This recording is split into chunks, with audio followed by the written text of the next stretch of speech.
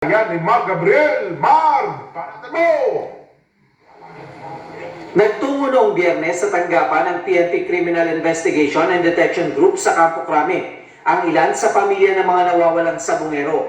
Kabilang sa kanila si Aurelio Panaligan na mula pa sa Quezon. Umaasa siyang matatagpuan pa ang labi ng kanyang pamangkin at pinsan. Pinunta po dito para po ng update po, and then kung ano na po yung takbo ng proseso po ng and then po kung ano po yung proseso na masisid na po yung aming mga mahal sa buhay. Kinumpirma ng liderato ng PNP na sinisimulan na nila ang paghahanap sa bangkay ng mga sabungero base sa revelasyon ng whistleblower na si Julie Patidongan alias Totoy. Bukod sa Taal Lake, may impormasyon daw sila na may iba pang lugar na pinagtapunan sa mga bangkay. Aside sa Taal Lake, may mga iba pang mga ina-identify ang iba nating mga witnesses kung nasaan posibleng dinispose ang mga katawan, allegedly dinispose ang mga katawan, ito missing sa Bungeros. At ito ay hinahanap namin. Ito ay pinupuntahan natin. Well, may sinasabi, sinunog. May mga sinabi, binaon. Okay? So, malalaman natin yan pag na-recover natin ang mga katawan. Pero tumanggi muna ang PNP na ilabas ang detalye ng nasabing mga lugar upang hindi ma-preempt o masunog ang kanilang investigasyon. At yan naman ay mga ini-examine na namin. Hindi lang natin pinipreempt para to preclude yung, alam mo na yun, ma-preclude yung pag may mga tao apektado dyan, gagawa din siyempre ng paraan yan na pigilin ang efforts ng pulis. Kinumpirma din ng PNP na nasa restrictive custody nila ang 15 pulis na idinadawit sa pagkawala ng higit 100 sabungero. Mula sila sa iba't ibang unit ng PNP, kung saan ang pinakamataas ay may ranggong Police Lieutenant Colonel.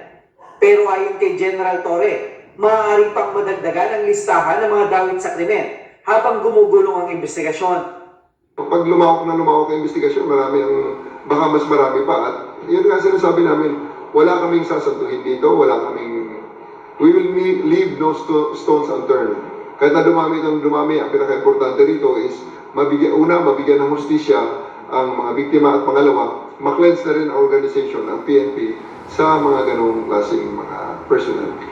Sa ngayon, nananatili sa protective custody ng PNP si alias Totoy na matagal na raw nakikipagtulungan sa kanila bago pa ang paglutang nito sa media. May mga hawak na rin daw silang ebidensya na susuporta sa ilang aligasyon ni alias Totoy.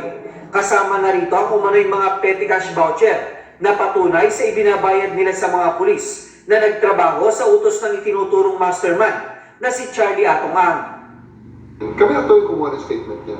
Ibinigay months before, okay? Kaya lang, siyempre, we have to put it under wraps to ensure na hindi ma-preempt ang aming mga moves. Kaya nga kami nakakuha ng voluminous evidence dahil medyo under the radar ang pagkuha namin ng mga information na yan.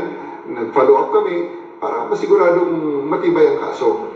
So, sa ngayon, ang lahat ng mga information na yan ay nakasubmit na sa DOJ for their preliminary investigation. Sa ngayon, maigpit ang seguridad na ibinibigay ng PNP kay Julie Patidongan. Handa naman daw ang PNP na i-turn over siya sa Department of Justice. Oras na maaprubahan na ang request nito na mapasailalim siya sa pangangalaga ng Witness Protection Program. Susunod na po ng Philippine Coast Guard at ng Navy